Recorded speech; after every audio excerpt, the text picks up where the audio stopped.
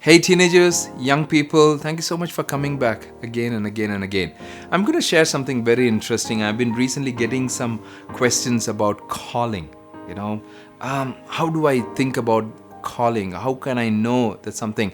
I'll give you something very interesting. I'll give you 5 different things. Okay, I know you're just a teenager, maybe you're a college student, maybe you're just finishing college, graduating, or maybe you're just in school. I don't know. You have 5 different callings. Okay, there is a calling to a purpose, there is a calling to a passion, there is a calling to a place, there is a calling to a certain group of people, and finally there is a calling to a position. I'll say that again.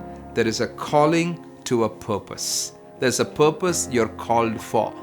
My purpose, I believe I'm called for, is to speak to teenagers, speak to young people, invest into their lives, mentor, teach, share, enjoy, spend time with children and help them, empower them and work with them. That's my calling to a purpose.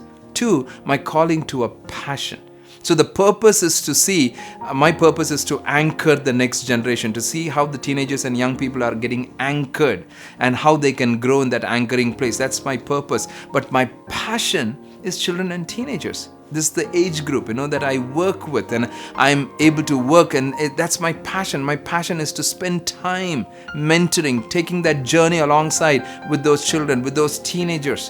That's not, I can't put that as a purpose. It's a passion, something that I enjoy. Purpose is something that you are aware of and you're very certain. Passion is something that you begin to enjoy.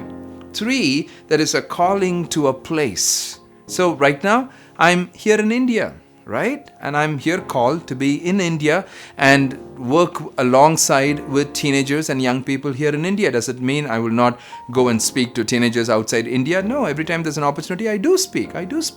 But I know my basic calling is here in India, calling to a place, calling to a people. So my calling to people, what's the people that I'm calling? I'm not talking about people groups or tribal groups or anything that I'm called to. I'm called to work with age group of 8 to 18. That's the people group that I'm called to. So I think about a lot about that age group of 8 to 18. I kind of read a lot about that group of age to 18, what's their child development places and what their characteristics and all of that. I'm called to a people. So I need to get myself anchored in that people place where I understand who they are, And finally, you're called to a position. Whatever is your position, in your own college, in your own school, in your own places. Maybe you're just a person who is there in your own family. What's your position? My position is a leader. My position of being a father. My position of being a mentor. So I want you to think about that calling in your life. When people don't have calling, they become callous. They become casual. They get into the place of convenience. You need to have that calling in your life.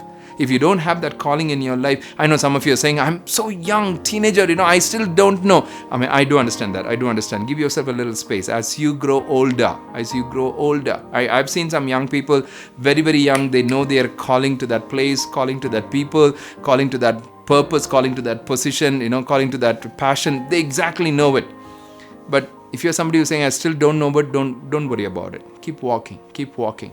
But there is a calling over all our lives. You have a calling over your life. And be certain about your calling. Over a period of time, it will become much stronger and solid. But be very faithful where you are.